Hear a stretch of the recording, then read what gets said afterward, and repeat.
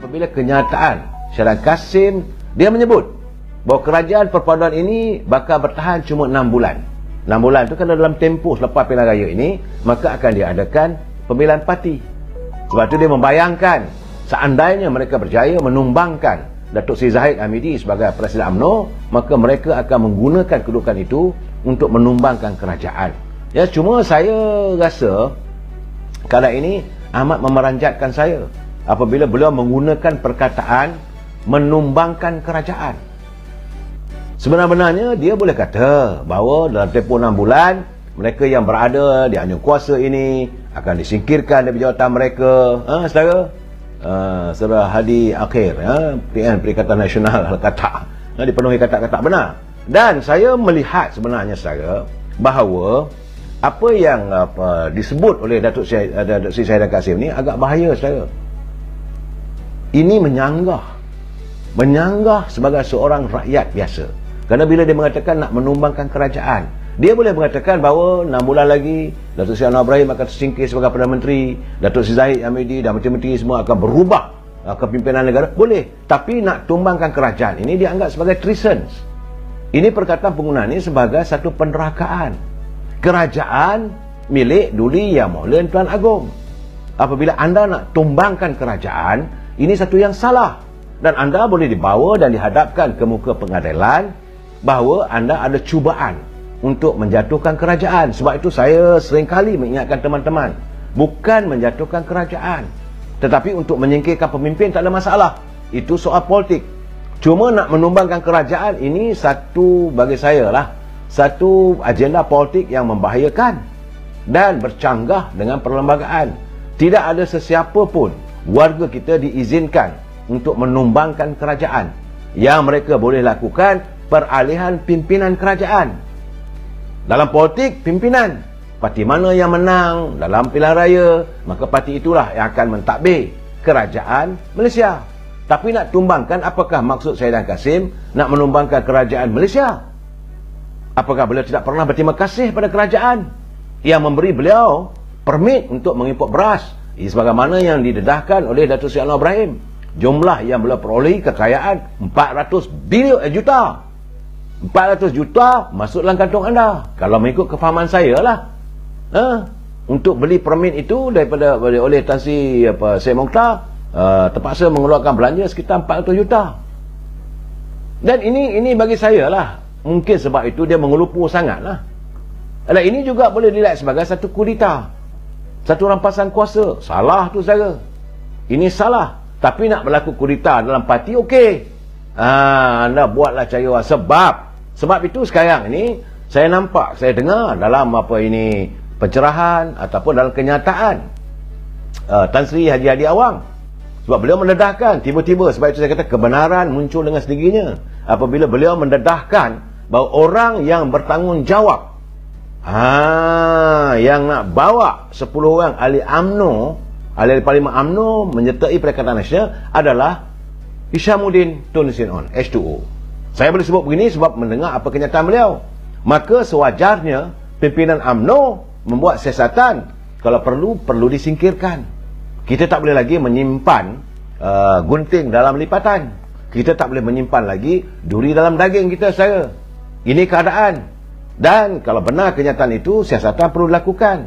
Sebab saya melihat, saudara, puak-puak yang kecewa, yang kehilangan jawatan sebagai Perdana Menteri, sebagai Menteri, dan dari kalangan UMNO selepas PRU 15, kini mereka sedang melakar langkah untuk kembali berusaha untuk mendapat kuasa melalui pemilihan UMNO pada menjelang pertengahan tahun 2023. Jadi, apa yang akan mereka lakukan adalah dengan memenangi jawatan-jawatan tertinggi dalam UMNO dan mengambil alih pucuk pimpinan parti.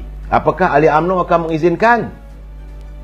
Kita dah lihat bagaimana kebencian rakyat melihat pimpinan UMNO bertelaga hanya semata-mata kerana jawatan. Kerana mereka nak jawatan menteri, mereka nak jadi Perdana Menteri, mereka nak jadi macam-macam jawatan lah. Duduk dalam GSC dan sebagainya. Rakyat hidup menderita. Sebab itu kebosanan rakyat, kebencian rakyat, akhirnya mereka menterjemahkan di peti undi. Akhirnya, saudara, UMNO yang selama ini begitu berbakti, mereka ketepikan. Pilihan raya yang ke-15 mengajar kita bagaimana teruknya kita. Uyuk. Tak pernah dijangkakan UMNO boleh mendapat cuma 26 kerusi saja. Satu benda yang amat memalukan. Ini kerana kebosanan rakyat. Dan kini mereka nak mengulangi peristiwa yang sama. Sama ada melalui macam dikatakan langkah Sheraton lah. Lebih kurang begitu.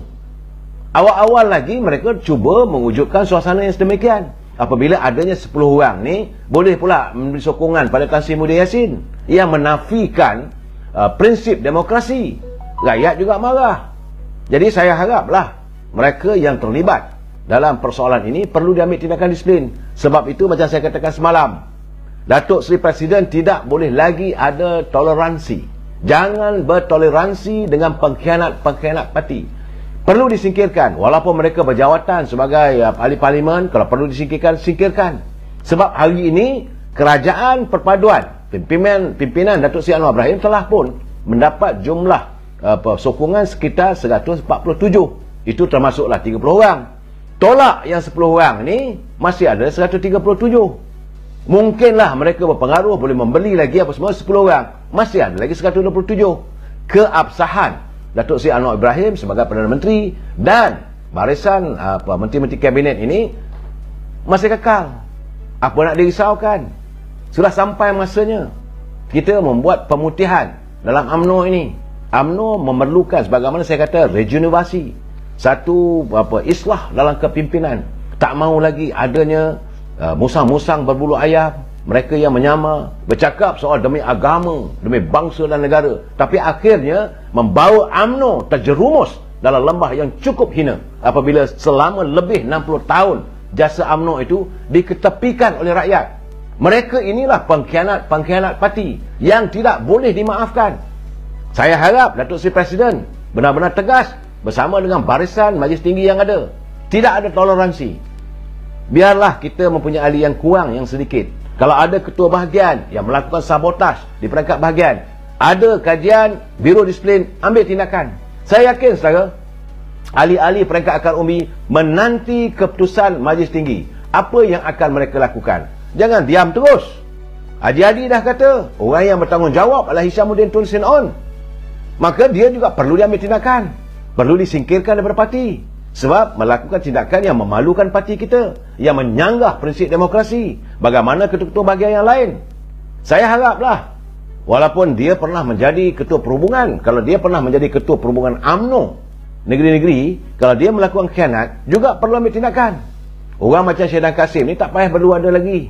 Dan begitu juga ada 5-6 orang lagi tu yang saya lihat, mereka bukan lagi apik lempang, tapi mereka adalah parasit yang selama ini merosakkan UMNO.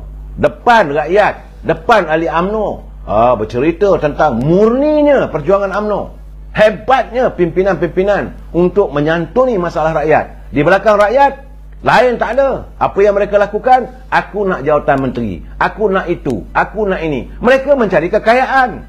Rakyat, ahli-ahli akar umbi dibiarkan begitu. Sebab itu saya merasakan ahli-ahli akar umbi pun fed up, bosan dengan perangai mereka.